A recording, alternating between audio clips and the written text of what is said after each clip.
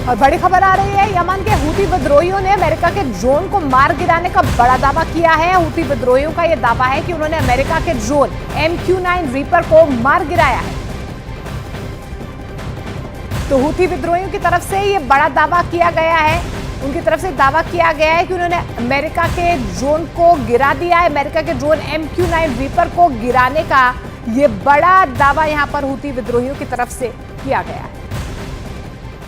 उधर इजरायल ने दावा कर दिया कि उसकी सेना ने हमास के लादेन यानी यहिया सिनवार को बंकर में घेर लिया। यहिया सिनवार इस्माइल हानिया के बाद हमास का दूसरा सबसे बड़ा चेहरा है, जो इजरायल की फौज के लिए सिरदर्द बना हुआ है। लेकिन इजरायल ने भी हमास के ताबूत में आखिरी कील ठोकने का काम शुरू कर दिया।